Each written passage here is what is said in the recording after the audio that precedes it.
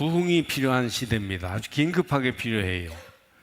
교회가 코로나 팬데믹 이후로 출석이 저조하고 젊은이들의 참석률이 눈에 띄게 줄어들어 이제 젊은이들은 복음에 있어서 미전도 종족이라는 말을 들을 정도가 되었습니다. 우리는 그러니까 교회의 붐을 일으키기 위하여 참석률을 늘리고 숫자의 증가를 가져오기 위해 노력해야 한다, 이렇게 주장할 수는 없습니다. 왜냐하면 숫자를 늘리기 위해서, 교회의 크기를 키우기 위해서 전도하고 부흥을 말하는 것은 사실은 순서가 뒤바뀐 것이에요. 그것은 어떤 문제의 결과일 뿐입니다. 그러므로 문제를 해결하기 위해서는 그 본래적인 원인을 찾아가야 하는 것이죠. 부흥이 필요한 것은 외적인 어떤 것을 늘려야만 되는 것이라기보다는 내적 요구와 관련이 있습니다. 우리의 속사람이 치유되어야 합니다. 할렐루야. 우리의 내면의 삶이 너무 어두워져 있기 때문에 하나님의 빛이 비춰야 합니다. 그래서 이런 문제들이 먼저 해결돼야 외적인 변화가 교회 안에서도 일어나게 될 것입니다. 사회적인 영향력을 드러낸다든지 교인이 늘어난다든지 하는 것은 우리 내적인 어떤 그런 결핍, 내적인 부흥의 부재, 이것을 해결하지 않으면 안 된다, 이렇게 볼 수 있습니다. 우리의 내면의 삶에, 우리의 속사람에 하나님의 빛이 비추어야 합니다. 이런 일을 위해서 우리는 부흥을 말하지 않을 수가 없습니다. 영혼의 구원이 필요한데 교회는 어느 시대보다 어려움에 맞닥뜨려 있습니다. 그 영적 위기와 실제적인 어려움을 세 가지로 말할 수 있습니다. 첫째, 세속화인데요. 세속화의 높은 물결을 감당하기 힘듭니다. 마치 바람 많이 불면 배가 바다에 뜨기 힘든 것처럼 현대라는 삶의 상황은 세속화의 바람이 얼마나 강하게 부는지 우리 개인이 믿음을 지키려고 해도 쉽지 않은 그런 상황이 계속되고 있습니다. 물질 문명, 쾌락 풍조에 젊은이들이 미혹되고 있습니다. 개인이 힘을 가지고 믿음을 가지려고 해도 그런 흐름 전체가 있기 때문에 좀처럼 이겨내기 힘듭니다. 인간 존중과 개인 삶의 자유를 인정하는 것, 그리고 성의 개방을 비롯한 쾌락의 극대화를 이루려는 세상 풍조를 우리는 세속화라고 부르는데, 이 세속화의 물결이 얼마나 거세고 높은지 어린아이들도 세속화에 휩쓸리고 청소년들도 세속화의 물결에 빠져 영혼이 죽어버리는 아이들이 얼마나 많은지 모릅니다. 장년들도 노인들도 물질 문명 쾌락 풍조에 물들어서 방탕한 세상을 이루어가고 있습니다. 그 세속화의 쾌락 풍조를 타지 못하는 이들은 이 시대에서 마치 바보처럼 그렇게 소외되어 있는 것처럼 보이기까지 합니다. 세속화. 둘째는 교회에 대한 부정적 여론이 어느 때보다도 강하기 때문에 영적인 부흥을 가져오기가 힘듭니다. 교회가 부흥의 주체가 돼야 되는데 교회 자체가 인정을 못 받고 있어요. 개독교라는 비난이 있는가 하면 일부 지도자들의 막말과 윤리적인 실수 때문에 언론도 결코 교회를 돕지 않습니다.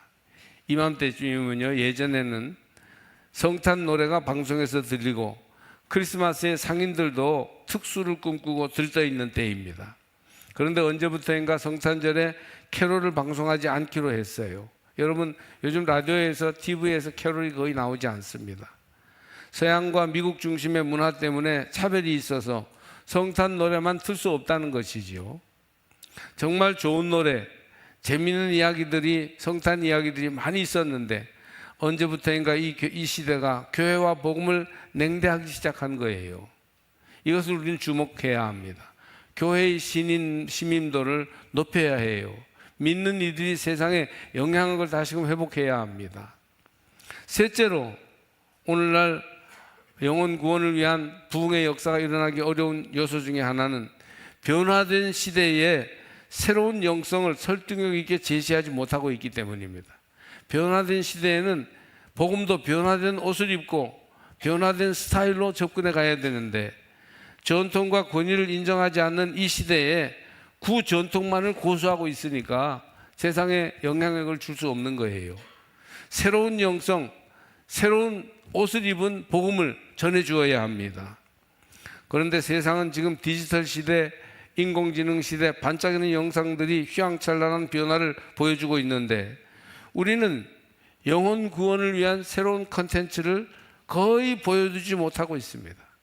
아날로그 시대 중에서도 제일 구식 아날로그에 머물러 있어요. 이런 옛 시절의 신비주의, 열광주의, 골통 보수로서는 대처할 수가 없는 것이죠. 사람들에게 영적인 궁핍함이 있습니다. 아마 여러분도 교회를 다니고 말씀을 듣는 가운데 은혜를 받지만 그러나 영적인 갈급함을 느끼실 거예요. 우리는 이걸 봐야 합니다. 교회와 성도들은 이 번쩍이며 움직여 나가는 인공지능 AI 시대에 사람들이 10초 안에 세상 모든 궁금증들에 대답하며 새로운 문장과 영상과 음원들을 제공하는 세상에 살면서도 저 멀리 계시지만 우리 삶을 다스리시는 하나님의 소식을 듣고 싶어하는 궁핍함이 있다는 것입니다. 어린아이들의 순진한 눈매는 아직도 말구유에 나신 아기 예수 소식을 듣고 싶어하고 인생을 고민하는 청소년들은 복음이 우리 속사람을 어떻게 새롭게 할 수 있는지를 듣고 싶어합니다. 무관심한 척하지만 현대인들은 굉장히 복음을 새롭게 하는데 부흥하는데 갈급함이 있어요. 웨일즈 부흥운동을 비롯한 19세기 미국의 부흥운동이 있었고 한국에는 1910년대에 부흥이 시작되어 60, 70년대 극성을 이루었던 부흥의 역사가 있었습니다. 하나님은 시대마다 이례적인 방법을 통해서 주의 종들을 일으켜 부흥의 열기를 나타내셨습니다. 최근에는 웨일즈 부흥운동을 닮은 부흥운동, 말씀 선포운동과 기도운동의 강력한 흐름이 미국의 대학가에도 일어나고 있습니다. 여러분 아세요? 미국의 켄터키주 시골 마을의 에즈베리 대학은 웨슬리 계열의 감리교, 성결교 지도자들이 많이 유학 가는 신학교인데 여기서 지난 2023년 이후로 강력한 부흥운동이 일어나서 아주 유례없는 기도 역사, 말씀 역사가 나타납니다.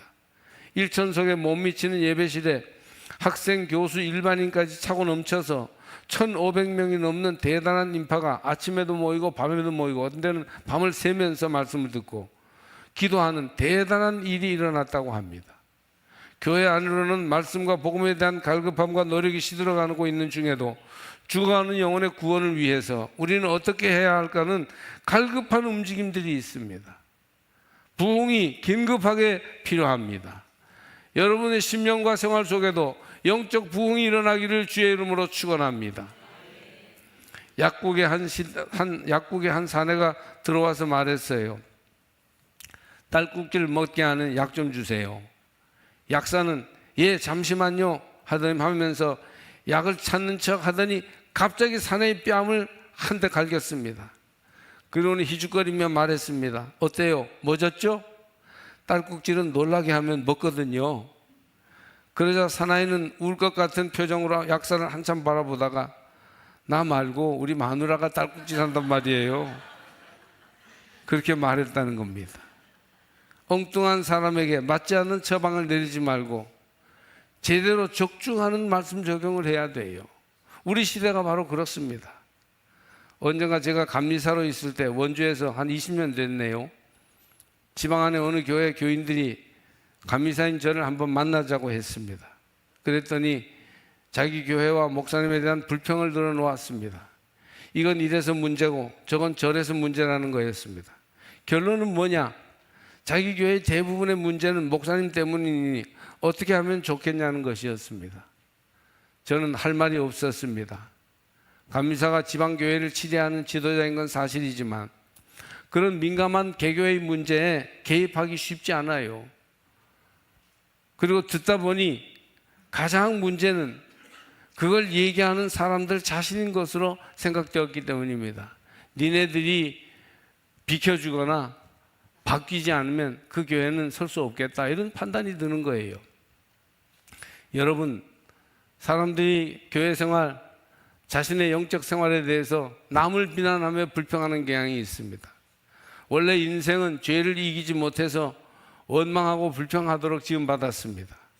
이것은 태초에 아담이 뱀의 불평에 동조하고 함께 하였다가 하나님을 배반하게 된 데에서 시작되었다고 볼 수 있어요.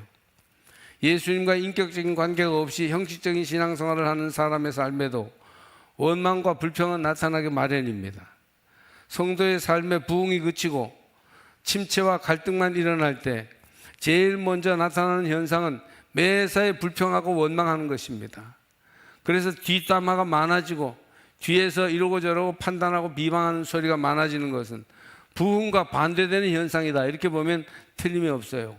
여러분의 심령이 부흥되기를 원한다면, 우리 교회가 부흥되기를 원한다면, 한국 교회가 이 시대를 뚫고 부흥하는 역사를 일으키기를 원한다면 불평하고 원망하지 말고 주의 말씀이 있는 자리로 돌아오시기를 바랍니다. 불평은 다툼을 일으키고 우리 마음에서 평안을 빼앗아 갑니다. 히브리 백성들도 광야에서 물이 없어 불평하다가 당신이 어찌하여 우리를 애굽에서 인도해 내어서 우리와 우리 자녀와 우리 가축이 목말라 죽게 하느냐라고 원망하기에 이르렀어요. 요즘도 똑똑하고 교양 있는 사람들이 불평하는 마음 때문에 교회를 떠나거나 세상을 원망하면서 사는 이들이 적지 않아요. 불평이 많은 곳에 부흥은 그칩니다. 오늘날 한국 교회는 불평과 원망에서부터 여기까지 오게 되었다고 볼 수 있습니다. 그러므로 여러분에게 불평과 다툼이 있다면 말씀의 샘이 솟아나도록 기도하시기를 바랍니다. 오늘 마가복음 9장 본문을 이어 읽어 내려가면 마지막 읽은 9장 29절에 기도 외에 다른 것으로는 이런 종류가 나갈 수 없느니라는 말씀이 나와요. 그리고 어떤 번역에는 기도와 금식 외에 다른 것으로는 이렇게 돼 있기도 해요. 그런데 이 9장의 처음을 돌아가 보면 1절부터 나오는 내용에는 변화산 사건이 있었습니다. 이 변화산 사건에서부터 비롯되어 아이를 낫게 하시는 주님의 치유기적 회복의 역사가 나타나게 되는 것이에요. 이 따로 높은 산에 변화산 경험과 귀신 들린 아들의 치유가 연결되어 있습니다. 따로의 경험과 높은 산의 체험이 아들을 낫게 하는 능력을 가져온 것이에요. 이 소년 안에서 현대교회의 모습을 보고 제자들 안에서 오늘날 성도들의 모습을 보게 됩니다. 여러분 은혜를 사모하십시오. 부흥을 회복하시기 바랍니다. 높은 산에 올라가서 하나님의 영광의 빛을 바라보셔야 해요. 현대의 영적 요구에 대처하는데 제자들은 무능했습니다. 무엇이 문제입니까? 그들도 변화산에 올라 예수 그리스도의 영광의 빛을 보는데 소홀했습니다. 제자들의 심령 부흥은 하나님을 거룩한 자리에서 만남으로 이루어지는 것이에요. 하나님을 만나는 곳에 여러분이 찾아가시기를 축복합니다. 매일 새벽 기도를 통해 개인 큐티 묵상 시간을 통해 찬양과 경배를 통해 따로 높은 산에 오르라, 그런 것이 쌓이면 부흥이 일어나게 될 것입니다. 따로 높은 곳에서 기도하는 것이 영적 부흥을 위해서 아주 필요해요. 지난 금요일까지 다니엘 기도회가 있었습니다. 다니엘 기도회는 우리의 평범한 생활 속에 부흥을 주시려는 하나님의 높은 산이에요. 변화산이 바로 다니엘 기도회입니다. 우리 교회는 연말에 여러 일정, 특별히 전도 축제를 위해서 한 주간의 일정만 동참하였습니다. 사모하는 이들 중에는 나머지 2주간을 지하기도실에 나와서 기도했어요. 저는 교회적으로는 여러 일정 때문에 어쩔 수 없이 한 주간을 하지만 개인적으로 저녁 시간에 매일 8시에 지하에 내려가서 영상을 보고 같이 은혜 받고 기도하는 사람들이 많기를 바랐는데 꽤 있긴 했지만 생각보다 많지는 않았습니다. 아직도 부흥에 대한 갈급함이 좀 부족하지 않는가, 그런 생각을 해봅니다. 여러 극한 체험들 속에서 하나님의 역사와 권능을 체험하고 믿음으로 더욱 굳게 서서 주어진 인생에서 승리하는 사람들의 이야기를 들으면 어떻습니까?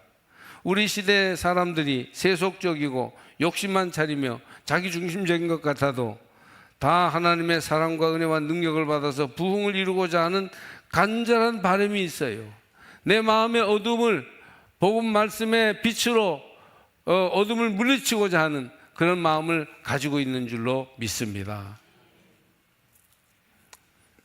이런 기도 외에는 이런 종류가 나가지 않는다고 한 이런 종류, 29절 말씀에 그런 말씀이 있는데, 기도 외에 다른 곳으로는 이런 종류가 나갈 수 없느니라, 주님의 말씀이에요. 복음을 전하고 귀신을 쫓아냈는데 이런 종류는 세상 주관자들과 악의 영들을 가리킵니다. 지난 주간 금요일 새벽기도 시간에 요한계시록을 읽는데 엊그제 새벽에 마귀의 존재가 분명하게 계시록에 나타납니다. 마귀는 타락한 천사요, 믿는 이들을 넘어지게 하며 하나님을 대적하는 권세입니다. 원래 악을 전문적으로 저지르는 존재라 새까맣게 흉하게 그려서 무시하기 쉽지만 사실은 절대 그냥 넘어갈 수 없는 어려운 인생 난제, 문제들인 존재입니다. 마귀에게 속한 이런 종류가 나가려면 예수가 우리 안에서 일하셔야 합니다. 영적 부흥이 우리에게 일어나야 합니다. 그래야 이런 종류를 물리칠 수 있습니다. 초월적 그 여러 가지 현상들을 우리의 일상적인 힘으로는 감당할 수 없어요. 우리 속에 예수님이 들어오셔서 말씀이 임하여서 성령 충만하여서 부흥의 역사가 일어날 때 그 모든 것을 이런 종류를 물리칠 수 있습니다. 영적 부흥이 우리에게 일어나야 마귀에게 속한 이런 종류를 물리칠 수 있습니다. 너무 성급하게 문제만 해결하려고 하지 말고 여러분 영적 본질을 보시기 바랍니다. 질병, 재난, 돈 문제, 인간관계 이런 데서 일어나는 표면적인 문제만 보고 해결하려고 덤비지 마시고, 교회가 그런 경우가 많은데 그 내면에 하나님이 다스리시는, 하나님께서 우리 가운데 오셔서 빛을 물리치시는 역사가 일어나도록, 부흥이 일어나도록 해야 할 줄로 믿습니다. 부흥이 일어나면 질병이 물러갑니다. 부흥이 일어나면 인간관계가 회복됩니다. 부흥이 일어나면 형통한 은혜와 복을 누리게 될 것입니다. 깊이 통찰하셔야 해요. 이 시대는 하나님을 필요로 합니다. 참된 진리, 하나님 그분과의 만남과 돌봄이 필요합니다. 우리는 절대 마귀에게 속한 이런 종류를 이길 수 없어요. 그러나 주님이 오셔서 우리 속사람이 참된 변화, 진정한 부흥을 일으킬 때 이런 종류, 그것은 온유월 눈송이처럼 흔적도 없이 사라지게 될 것입니다. 나갈 수 없느니라, 이 부흥은 우리 안에 있는 더러운 것, 죄된 것이 사라지는 것이에요.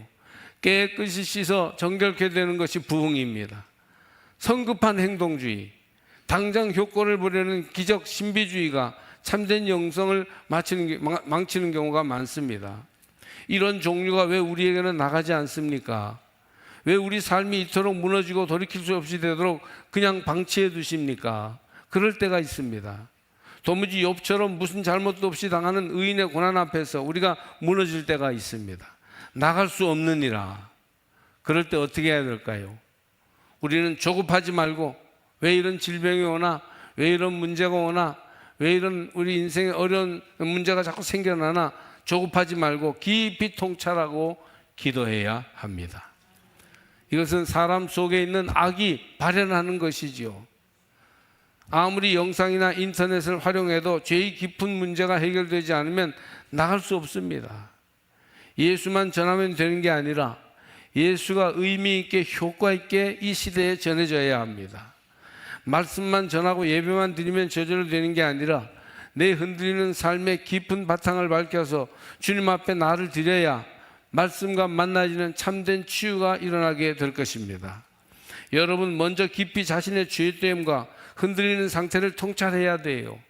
하나님 보좌 앞으로 깊은 죄의 문제를 가지고 정면으로 나가야 합니다. 하나님, 나의 죄의 문제를 주님 앞에 내어놓습니다. 나는 돌이킬 수 없는 죄인입니다. 주님이 아니고는 구원받을 수 없으며 구원받지 않고는 회복될 수 없습니다. 내게 주님으로 인한 영적 부흥을 일으켜 주시옵소서. 그때 나의 실존과 만나주시는 하나님의 복음으로 참된 부흥이 일어나게 될 줄 믿습니다. 많은 사람이 나타나는 현상에만 불평 원망함으로써 복을 사라지게 만들고 저주를 퍼뜨리는 독약과 같이 우리의 삶을 위험하게 만듭니다. 여러분, 불평이 변하여 찬송이 되게 하시고 불신이 변하여 믿음의 고백이 되게 하시기를 바랍니다. 오늘 두 분의 간증을 소개하려고 해요. 간단히 소개하겠습니다. 불교를 믿는 가정에서 일남 이녀 중 막내로 태어난 어떤 여자분은 어릴 적에 절에 꾸준히 다니다가 결혼하여 유교적인 생활을 하면서 교회와 거리가 멀게 살았습니다. 그런데 둘째 아들을 잃는 비극을 겪은 뒤에 악귀에게 시달려서 너무 많은 고통을 받게 되었어요. 절에 열심히 다니면서 악귀를 물리치려고 하던 어느 날 남편이 옆에서 말하는 거예요. 아무리 봐도 당신은 종교를 기독교로 바꾸면 좋겠다. 그래서 빨리 교회를 한번 정해보라. 이렇게 권유하는 거예요. 여러 가지로 고민하다가 그래, 난 교회를 다녀야 해. 이제 앞으로 교회를 나갈 거야. 결심하고 한 해 동안 절에 가서 개종하겠다고 하면서 아무 탈 없게 해달라고 부처에게 빌었어요. 교회 다니겠다고 부처님에게 빌었습니다. 이듬해 첫 주부터 교회를 다니는데 아멘, 할렐루야 해야 할 때 자기도 모르게 관세음보살 그러는 거예요. 교회 앞자리에서 항상 졸고 있었습니다. 목사님 설교가 하나도 귀에 들어오지 않았습니다. 영적 부흥이 없이 억지로 교회만 다닌 거예요. 이럴 때 늘 하게 되는 것이 불평과 원망이죠. 무거운 발을 끌다시피 하여 주일날 교회로 나오려니까 너무도 힘이 들고 온갖 마음의 원망과 불평이 자꾸 일어나는 겁니다. 다시 절로 돌아갈 수도 없고 왜 왔느냐고 할 테니까. 그리고 교회를 다니자니 불평만 생겨났습니다. 그때 이런 생각이 마음속에 떠올랐습니다. 이제 절로 돌아갈 수도 없게 되었으니 아무리 어렵더라도 열심히 다녀야 되겠다. 1년이라는 세월을 최선을 다해서 교회를 다니게 됩니다. 그러자 발에 돌멩이 같던 무거운 것도 떨어지고 목사님 설교 말씀이 마음에 부딪히기 시작했다고 합니다. 예배가 은혜가 되니까 교회 다니기가 쉽고 즐거워지기 시작했습니다.